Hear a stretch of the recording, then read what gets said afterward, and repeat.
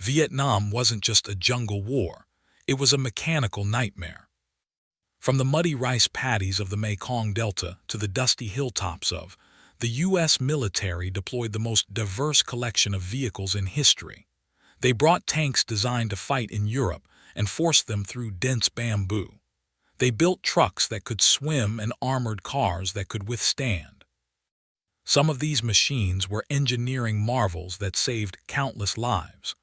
Others were death traps that struggled to move 10 feet without sinking. In this video, we break down every U.S. land vehicle that survived the mud, the mines, and the ambushes of the Vietnam War. Let's begin with tanks and combat armor. M48 A3. The primary main battle tank for American forces. Its thick armor and powerful 9mm gun made it a formidable beast in the jungle. While initially thought to be too heavy for Vietnam, it proved essential, providing cover for infantry and crushing through vegetation during firefights. The next one, M48 APC. An earlier version featuring a gasoline engine. It served mostly with South Vietnamese forces and the U.S. Marines early in the war. However, its gasoline engine was prone to catastrophic fires if hit, unlike the safer diesel A3 model. Up next, M67 Zippo.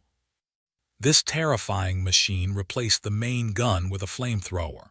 Named after the famous lighter, it was used to clear thick vegetation and bunkers with a continuous stream of liquid fire. It was the ultimate weapon for psychological warfare. Now this is the M551 Sheridan.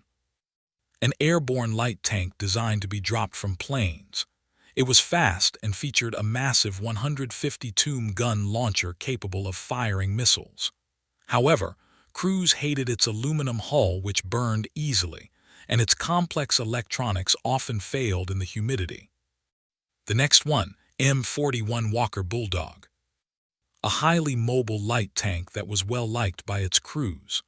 It proved to be very effective against enemy armor in the hands of trained operators and saw extensive action with the South Vietnamese Army, ARVN. Up next, M24. A veteran of World War II. It saw limited use early in the conflict, mainly by the French and later the South Vietnamese, before being phased out by the more modern M41. Now this is the M50 The Thing. This strange-looking vehicle carried 6 106mm rifles. It was an absolute powerhouse for the Marines, especially during the Battle of Hue City, where its ability to fire all 6 guns at once could level a building in seconds.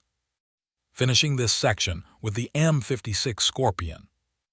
An unarmored self-propelled gun. It looked fragile and left the crew completely exposed, but its 90mm cannon packed a serious punch for such a light frame, allowing it to be airlifted into remote fire bases. Next on the list is Armored Personnel Carriers, APCs. M113. The Green Dragon, the most widely used armored vehicle of the war. An aluminum box on tracks, it carried troops into battle while protecting them from small arms fire. It was amphibious and could traverse mud that stopped other vehicles. The next one, M113 A1. This updated version switched to a diesel engine. It was more reliable and much less likely to catch fire than the previous gasoline models, making it the preferred choice for long search and destroy missions. Up next, M113 ACAV. The Armored Cavalry Assault Vehicle. Crews modified standard M113s by adding extra machine guns and gun shields. It turned a simple transport into a deadly assault vehicle that could dish out massive amounts of suppressive fire. Now this is the M132 Zippo. Based on the M113 chassis, this vehicle carried a flamethrower turret and large fuel tanks in the rear.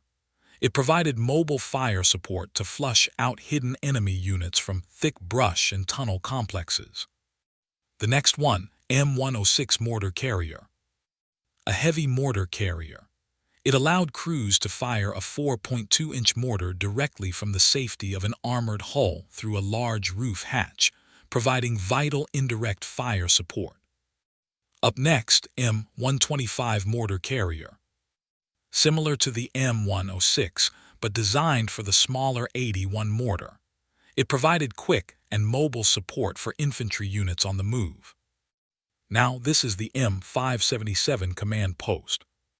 Known for its raised, high roof, this was a mobile tactical operations center. It was filled with radios, maps, and generators to help officers direct the flow of battle while staying protected and mobile. The next one, V100 Commando. A four-wheeled armored car built for escorting convoys. Its speed, up to 60, and high visibility made it perfect for protecting supply lines against sudden ambushes on the dangerous roads of Vietnam.